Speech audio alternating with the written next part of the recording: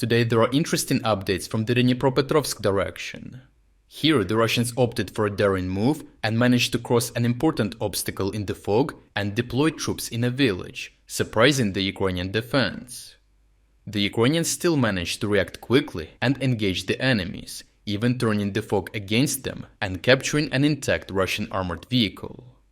The Russian assault on Novopavlivka began under the cover of dense fog, which prevented either side from fully relying on drones.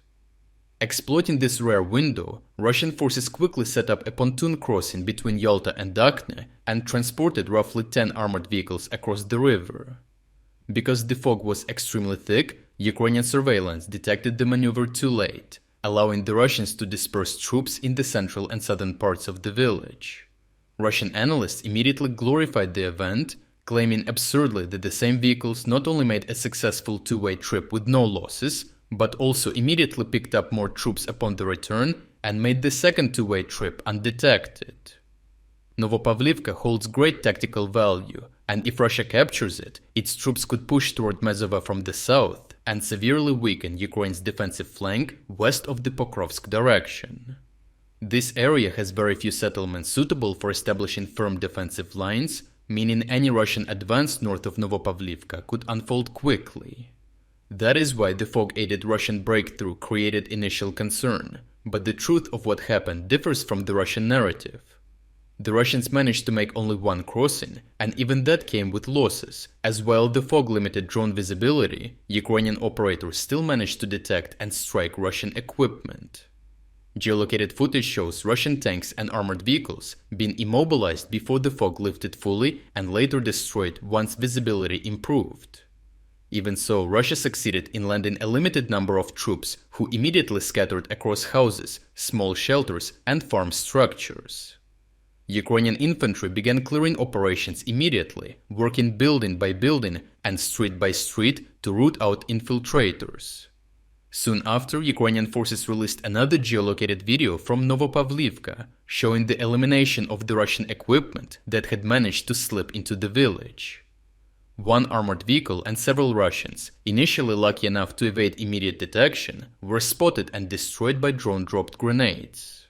While Russian sources claimed that over 100 soldiers infiltrated the settlement, judging that their second cross indeed happened, Ukrainian officers estimated that no more than 50 made it inside. Ukrainian soldiers captured 2 Russians from a destroyed BMP-2 and even managed to seize a working BMP-1 as a trophy, using the fog as cover to their advantage this time. From these engagements alone, 15 Russian soldiers were killed, while more footage indicates that at least 25 out of the roughly 50 infiltrators have been eliminated or captured, meaning that in reality Russians made only one trip with 50% losses, not 2 trips with 0 losses. Ukrainian drone operators continued to hunt the remaining infiltrators, destroying 7 more Russians hiding among the houses in Novopavlivka. West of the village, at a nearby farm, Russian troops attempted to establish a foothold, but they were spotted by drones. Once Ukrainian operators struck them from the air with FPV drones, 2 Ukrainian Marines moved in and cleared the site. This perfectly illustrates how battles unfold now, with tiny assault teams determining the fate of several square kilometers, while drones guide every step. To prevent the Russians from exploiting the fog again, Ukrainian forces also struck the rear, where new troops were gathering.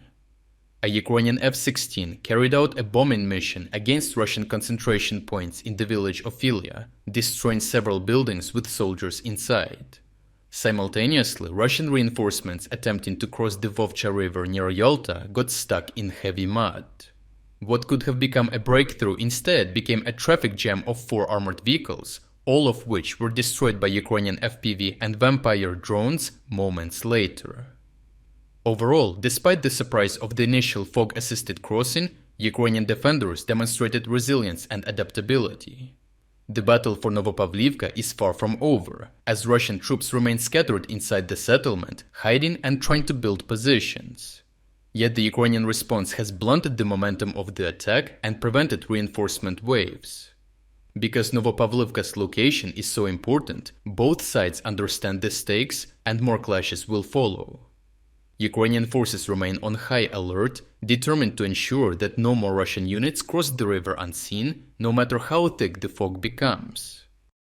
Today, we are finally launching our new full-scale news analysis tool. Now, instead of just reading individual stories, you can clearly see the broader context behind everything you follow.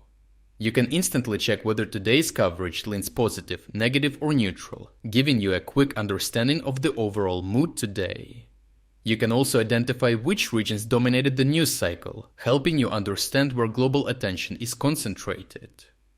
With keyword analysis, you will uncover the themes and events that shaped the day, showing you which stories truly stood out.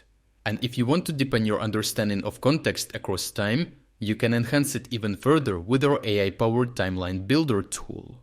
Together, these features give you the fastest and most reliable way to grasp the bigger picture, without being pulled in different directions by scattered headlines. To get access to our statistics and timeline builder tools, check out the link in the description and join our website. Thank you for watching this update, and a special thanks to everyone already following our interactive map.